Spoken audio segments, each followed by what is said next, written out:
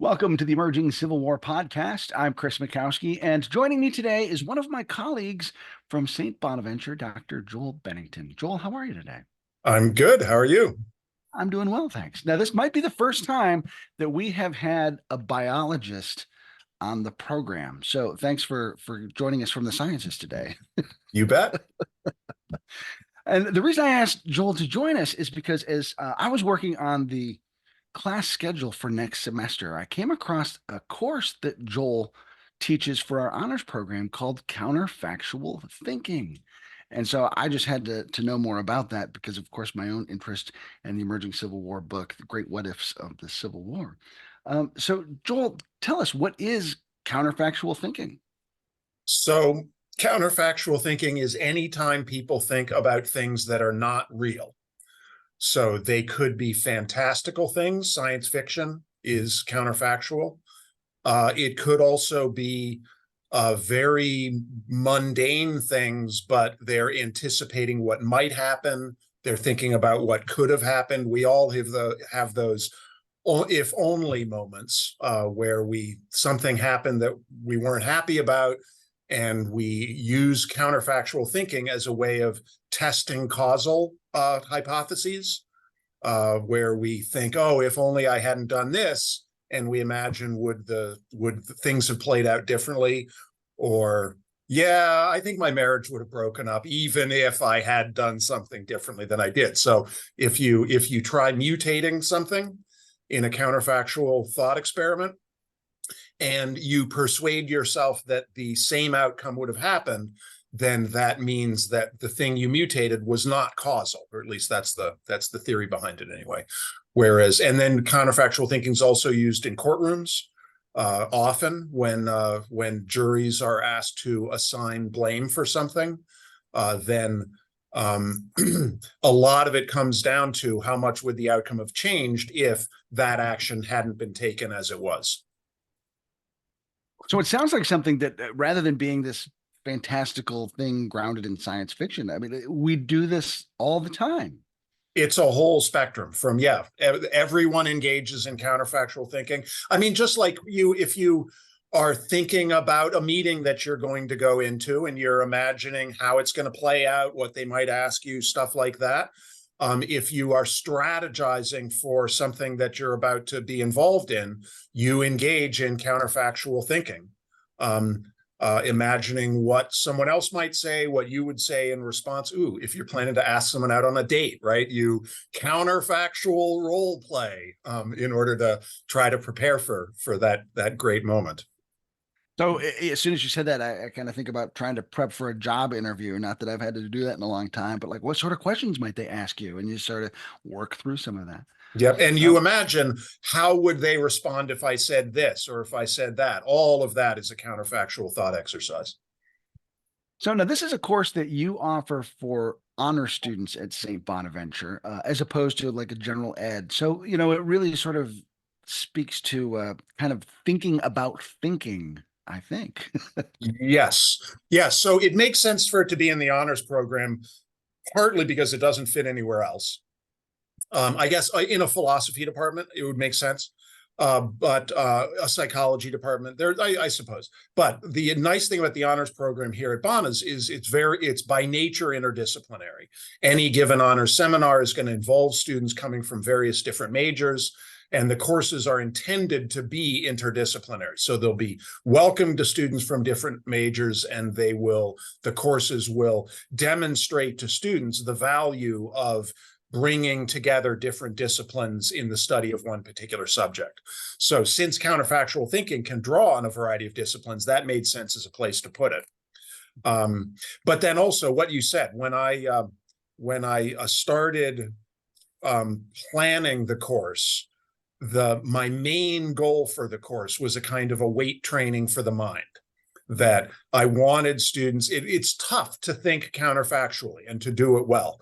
It requires creativity and bold imagination, but it also requires rigorous thinking. You need to come up with these ideas as to what would be true under these circumstances, but then you need to apply your own background knowledge of the real world, because in a counterfactual scenario, you're mutating something about the real world, but the goal is to try to keep as much the same about the real world as possible while just mutating the one thing. Although that gets into a whole set of ideas about how much else would have to be mutated if we were mutating that one thing. But that's a side issue.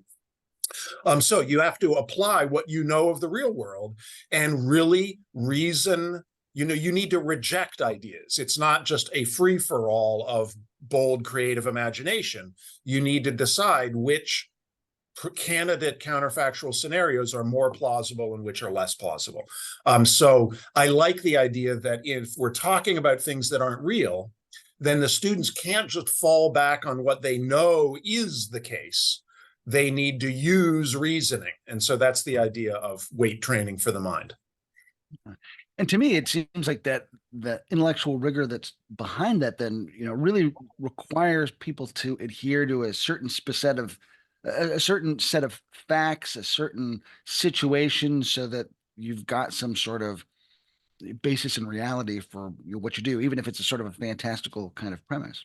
Yep. And that is, not to jump too quickly into the subject matter of your blog, but that's a reason why we've actually done very little alternative history in the counterfactual thinking honors course, because most of our students who are not themselves history majors or history buffs don't know a whole lot of history. And in order to do alternative history well, you need to really know all of the aspects of the time and place you're talking about, other than what you're mutating. And then also economics and sociology and psychology is a whole lot that needs to play into that. And in some cases, this is the social norms and the psychology of a previous time. If you haven't done enough reading to really have a rich sense of the milieu, then you can't do good counterfactual scenario building on it. So I do like history myself, purely as a hobby. And I would have loved to do some alternative history, but I just really think it would have been a chore for most of the students. There would have been so much background reading that we would have needed to do. And even then, I think they would have felt they were on shaky ground. One of the things that I certainly find is, you put somebody in a historical moment and say, well, what if this had happened? And unless you know the situation on the ground and the circumstances, otherwise I describe it as, lost cause pornography. Like, oh, I want this to have happened. And so instead of doing the intellectual rigor, it's just like, I want to come up with the answer I want to come up with because it will make me happy, which is a Yep. whole different thing. Yep. So another area of counterfactual thinking that's very big is quote unquote futurology. And so a number of the counterfactual scenarios we've explored over the years in my seminar are potential futures. We did a scenario on the development of driverless cars just a few years before all of a sudden there was a bunch of attention given to driverless cars. And so we were getting into what sort of technologies would be needed to develop, but also what the legal ramifications would be, how road design would have to change, what the human psychology is that would influence whether people were comfortable or not comfortable in driverless cars. We did a scenario on a solar geomagnetic storm, potentially knocking out a substantial amount of the power grid. So the future scenarios are nice because you're clearly talking about a world that doesn't exist. And yet it's not some bizarro, why are we spending our time thinking about a world that could never exist? We're imagining a world that, who knows, could exist, in just a few years or in another generation. And futurology, there's people who make their livings as futurologists. They do consulting work for businesses and for governments, helping them to plan for possible futures. And it's super hard, because, and one of the reasons, this is what reminded me of it, is you need to be so careful to check your own biases, because people imagine futures the way they would like them to turn out.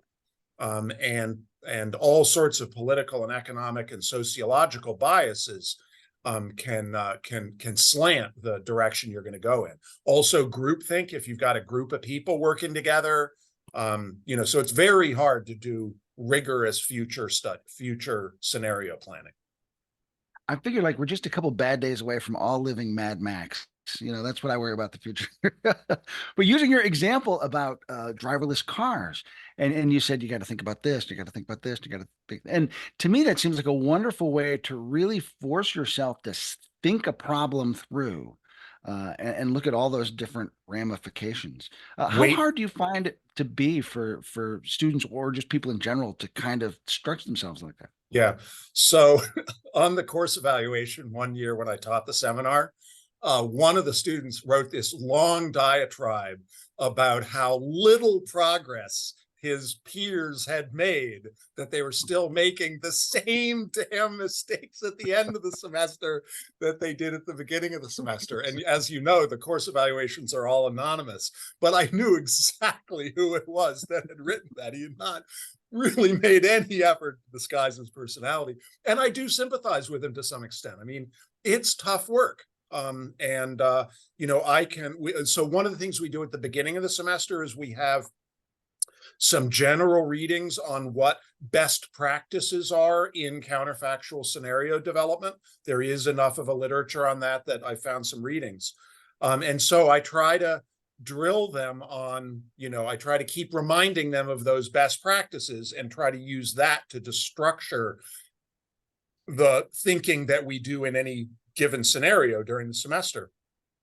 But sometimes common sense just goes out the window. I remember there was one scenario where this was one of the more fantastical scenarios. We were exploring how would human life and human society be different if humans were able to breathe underwater, breathed in the air, but also able to breathe underwater.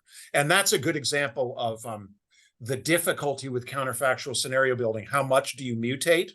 Right? Mhm. Everything about the development of human society from, the Neolithic to the present very likely would have been different if humans had been able to breathe underwater. And we needed to, somewhat circumscribe the scenario to not, trip over that problem. But some students, were imagining, well, if humans can breathe underwater, they could just walk across the Atlantic Ocean to England, right? And it's like, no, first off, it's a long distance. And secondly, water's much denser than air, right? Have you ever tried to walk through a swimming pool? Even if we could breathe underwater, we would still much prefer to walk on land. It's much harder to get through the water, unless our bodies were like fish bodies and completely different and all of that. So yeah, it is. But why bother to have weight training if your body is already in perfect physical condition, right? It's Right. useful to have this sort of exercise for undergraduates specifically because this kind of thinking is hard. And, even if they don't become experts at the end of one semester seminar, hopefully they will have learned from the experience and will be better at reasoning afterwards. Your example about breathing underwater, it kind of makes me think one of the foundational aspects of good science fiction, for instance, is that there's still a set of rules that govern whatever fantastic rule, or fantastic world that you're occupying. You know, only certain things can happen. And so having that kind of structure is still really crucial for good storytelling. I loved Larry Niven's novel Ringworld, and then there was a whole series of them. And so that's the idea of a civilization that had taken all of the planetary matter in their solar system and had fashioned this one ring whose surface faces towards the sun. So they now have an enormous amount of living area on the ring facing the sun. And then the ring just spins around the sun. And after he'd written the novel, people pointed out to him that sort of thing is radically unstable. There's nothing that's going to keep it at a certain orbit. If the sun's in the middle, the ring can easily just sort of go around away from the sun and then run into the sun and stuff like that, which is just the nature of gravity. So, why ruin a good story with some sound physics? um, but a good science fiction writer is embarrassed when that sort of thing happens. And I think maybe it was that he fixed it in a second edition where he had these like engines with jets or something around the edge of the ring, and it was a self-regulating stabilization system to keep it in its orbit because he didn't want it to be obviously absurd. Yeah, right, right. Now you said that there are best practices. What are some of the best practices for engaging in this Yeah, sort of thinking? it's an excellent question. God, I wish I had read that reading before this interview. Um, because I do remember, I mean, there's, a set of, okay, so let's see. First off, you need to specify what your question is carefully. So one thing that I've done in the seminar some semesters is started them off with a scenario. What if there were rabbits on the moon? And all I say is, what if there were rabbits on the moon? And think about it. And then another one of the principles is you want to try to mutate the world as little as possible. And yet you don't want to mutate it so little. You want to, if necessary, mutate the world more so that you more naturally fit your scenario into the world, right? So one way you could deal with the rabbits on the moon scenario is you could just imagine, okay, at this moment, rabbits appear on the moon, right? We don't worry about how they got there, but just we're putting rabbits on the moon. And what happens? Well, they die. I don't think they actually explode. I think that's a myth that if you're in space, you'll all of a sudden explode. But it's going to be a very unpleasant few minutes for the rabbits before they die. So what if there were rabbits on the moon? Well, they would be dead rabbits. Scenario over, right? But maybe a more reasonable way of interpreting that scenario is how could the world be as it is such that we could imagine rabbits getting to the moon? So clearly rabbits don't build their own spaceships and go to the moon. So we start thinking, okay, there's already some work towards building a moon colony. And so there's a scientific station on there. Why would they have taken rabbits? Maybe they took them as a food source. Maybe they took them because they wanted to do scientific experiments. So you imagine what the scenario is that fits rabbits on the moon more plausibly into our world than rabbits all of a sudden appearing on the moon and dying. So framing the question properly, and then also figuring out how much of the world you need to mutate in order to cause that question to fit in a reasonable way rather than a sort of incidental way. So those are examples of the sort of things. Spending time to come up with as many possible scenarios as possible. So don't just like leap at the first one that comes to your mind, but brainstorming, avoiding your biases, avoiding one person in a group influencing other people in a group so that you have as many independent thinkers as possible to plumb the whole range of human thought and imagination. That's a semi-adequate response to your question. I thought it was fantastic. Actually. Okay, good. And I'm sure that there are some listeners who are like, rabbits on the moon, why waste your time? It seems so silly. I want to talk about rabbits here, or whatever. To me, part of the fun of what you're talking about is the fact that you can sort of untether and create some of these odd premises that still force you to rigorously think them through. Yeah. I mean, so you either do or you do not think as a given person either does or does not think that thinking is a entertainment, that thinking is a diverting pastime, right? Yeah. If you do, it's nice to have stuff to think about. Yeah. Whether or not it's of any practical value, right? We spend plenty of time, binge watching TV shows and other things like that have no particular practical value. Counterfactual thinking could be a worthwhile entertainment, regardless of any particular outcome that's going to come from your scenarios. Also, a lot of the advances that people have made, scientists as well as non-scientists, in the intellectual development of their field have come from mental exercises that have had no particular practical value, and yet sometimes, worthwhile practical implications come out of it. I don't know that I would sell counterfactual thinking as a pastime just for that purpose, because it's a relatively low probability situation, but humor is the same way. Right? If you joke around, you're joking around mostly to entertain yourself and to entertain other people. But every once in a while, in joking about something, you realize, hey, there may be a real idea there. So the same can be true with counterfactual scenarios. Now, they aren't all rabbits on the moon, right? driverless cars, geomagnetic storm. There's all sorts of scenarios that have had very definite real world relevance.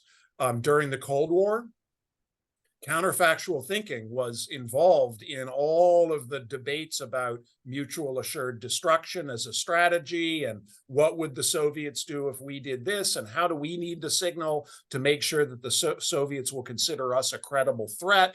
There was a lot of counterfactual thinking that had tremendous geopolitical importance, and still is today. And that, I think, speaks to the value of wargaming as an actual function of the Department of Defense, where Yeah, they've got to kind of game out scenarios so that they can then be prepared for those scenarios yeah, should yeah. they occur.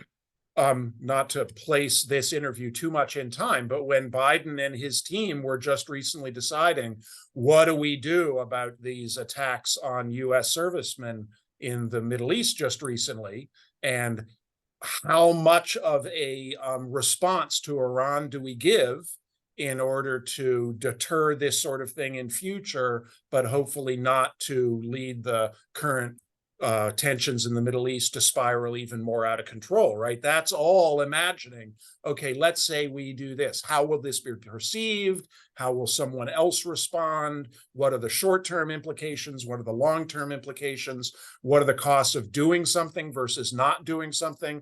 All of that is counterfactual thinking in deadly earnest. And I'm sure that there are some people who kind of hear you explain all that and they're like, no, we should just do this, and reacting emotionally rather than kind of overthinking it through. A critic might say overthinking it through. But as you say, deadly earnestness is involved here. Like we're talking life and death situations here. Yeah. I mean, I think the Cold War, Herman Kahn and stuff like that, was a kind of a golden age for counterfactual thinking, because literally tens, hundreds of millions of people's lives were at stake, right? The stakes were so high that it really focused people's attention, and it made it worth the time and thought they put in developing the strategy of conflict was the name of one book that came out in that time. They developed the whole set of processes in order to be able to think strategically like this, precisely because so much was on the line, more than ever had been before. Now, the way most of us encounter these counterfactual situations are, in our daily lives, they might seem like small things. You use like, well, if I'd done this, my marriage, that, or something. Um, do people even realize that they're engaging in this sort of activity, every day almost? What fraction of the American public do you think has heard the term counterfactual? I'm going to say it's on the small side, right? I mean, I think if you introduce the term counterfactual thinking and then you frame it that way, they'll be like, well, wow, yeah, sure, I know what you're talking about. They can probably bring to mind any number of times and situations in which they've done that, but I don't know that they would describe what they are doing as counterfactual thinking. I'm thinking about, kind of going back to your discussion about futurology and kind of possible futures. And I think about some of my own listeners who are thinking about possible pasts, in many ways, opposite sides of the same coin. Um, People like to talk about what if, as a way to kind of get into those sorts of scenarios. Um, what sort of value do you think there is in asking, well, what if this? Yeah, there's a school of thought that it is impossible to test causal hypotheses without what if thinking, that you need to change the circumstance. So you need to change the inputs and then assess how much of a change that would have on the outputs in order to determine how much of a causal influence any given input had. I'm not an extremist in that direction, so and it's been a while since I've thought about this in detail. I'm not sure I would say categorically there is zero causal inference without what ifs, but I would say that the vast majority of causal inference that we do involves either explicit or implicit what ifs. We imagine changing the circumstances, and if changing X has a dramatic effect on Y, we say X caused Y. So we're doing that consciously or semi-consciously. all the time, not just in history, but in all sorts of any time the school of thought says we want to reason causally, we are engaging in what ifs. So in that respect, whether or not a given scholar likes alternative histories, I would say they are engaging in like little smaller micro alternative histories as they are trying to assess the causes of X on Y within the historical scenarios they're talking about. I'm not an academic historian. My sense is that determining causation is an important part in history, the historiography. I don't think establishing causal relationships is all of historiography, but I think it's a fair amount of it, isn't it? Yeah, I mean, talking about why something happened, and you've got to go into that moment and sort of figure out what are the dominoes that lined up to lead to that particular moment and that particular outcome. I think about the army doing staff rides, and they go out on a battlefield and they stop and they talk about here's what happened here and here's why it happened. What else could have happened? What are the circumstances that would have influenced a different outcome? So Yeah. certainly, got those sorts of applications. If Um, that one guy had not realized that he needed to defend that one hilltop in the Gettysburg battlefield on what, the first or the second day or something, right? yeah. Things could have turned out very differently. And what effect would that have had on England and their attitude towards the North and the South and the rest of the war, right? Those are all what if scenarios. Yeah. So my sense is that there's a fair amount of causal inference that takes place in history or any other field where people are doing that sort of what if, but they're not being explicit about it, maybe not even to themselves. Whereas alternative history, it's front and center, right? Right. And it's also not just imagining what would have happened the next day, but right, in alternative history scenarios, sometimes you're imagining what would the world be like 10 years down the road, right? Right. So the further you get away from the circumstances that are mutated, the further you go down the road, the more other factors come into play, and then the more iffy your conclusions are. So I could imagine some historians not being wild about alternative history, not because they're opposed to counterfactual thinking per se, but they're opposed to counterfactual scenarios that just try to get too far away from the real world. Too many years down the road, for example. Yeah, and it's one of the arguments that I will always bring up is like, okay, so this moment changes. Well, what's to say in 10 minutes somebody doesn't get stung by a bee and have an allergic reaction that kills them? I mean, like there are just so many random events in the universe Yeah, that yeah, yeah. could play out. So they're probabilities, right? If you mutate one event, then what you're doing at every next step in the process is you are looking for the most probable outcome, right? Getting stung by a critical person getting stung by a bee and that affecting, the rest of the people under their command or something like that, has a non-zero probability. But if its probability is low enough, you discount that, you focus on the most probable subsequent outcomes in order to develop your scenario. And it's just like any other reasoning. Your conclusions are not clear-cut conclusions like a mathematical proof. Your conclusions are probabilistic conclusions. This is the most likely scenario, or one of these two or three things would happen, and this one probably is more probable than the others. It seems to me when you were talking about causation a second ago, it seems like that what if thinking would be a really useful tool in your field where you're trying to experimentally confirm a hypothesis. Like, what if I change this? And You have just described a component of the experimental scientific method, right? The way it works is you collect observations, identify a pattern, come up with one or more hypotheses as possible explanations for the pattern, and then you make predictions as to what you think would happen if the hypothesis is true under these particular circumstances. So yeah, when scientists construct experiments, when they design experiments, they're engaging in counterfactual thinking in that they are trying to come up with an experiment that should, in theory, produce one outcome if the hypothesis is true, produce a different outcome if the hypothesis is false. So they are imagining a prediction is imagining a possible future If it's a possible future, that means it hasn't happened yet, which means it's counterfactual thinking. So what gave you the idea to create this course in the first place? So when I was imagining us getting together to talk about this, I thought that was a question you might ask. And I was like, how did I get the idea for this course? And for a moment, I thought, I'm just going to have to tell him I have no idea. But then I actually remembered, which is not all that common, right? I mean, very often you can't figure out afterwards why you got started down a particular road. But I actually had a particular reason. Do you know the Argentinian writer Jorge Luis Borges? Yeah, yeah. Where he wrote these speculative stories that he called ficciones. And some of them are totally bizarre. And I have always loved bizarre things. One of my favorite genres of movies is the mindfuck genre of movies. That's an actual genre. Things like Eternal Sunshine of the Spotless Mind.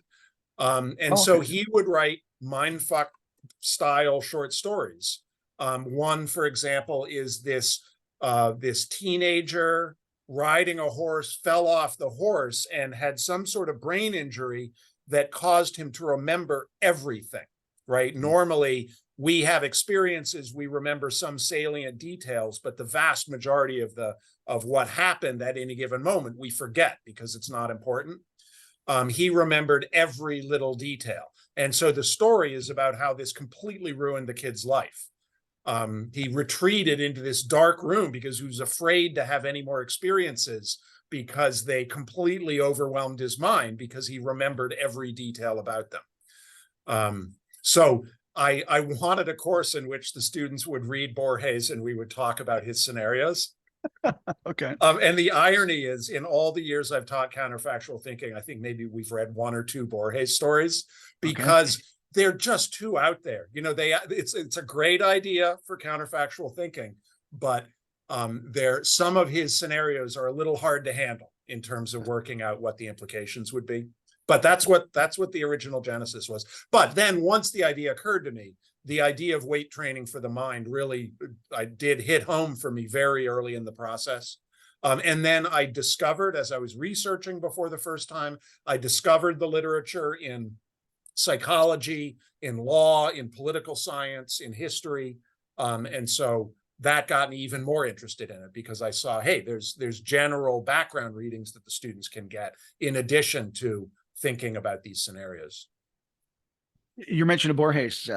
My introduction to him was I can't remember the exact title, but it was about the author of the Quixote, and it was told from the point of view of a literary scholar who was analyzing Don Quixote versus a plagiarized version of Don Quixote, and he Yeah. would use the same passages, and Yeah. he would No, it was a criticize guy. Cervantes. Right. No, he completely wrote the Don Quixote, but from the perspective of like a 19th century Englishman rather than a 16th century Spaniard, and how so many of the elements of the story had completely different implications, given, I think he was a Frenchman, but anyway, given the different cultural milieu of the author of the book. Yeah, right.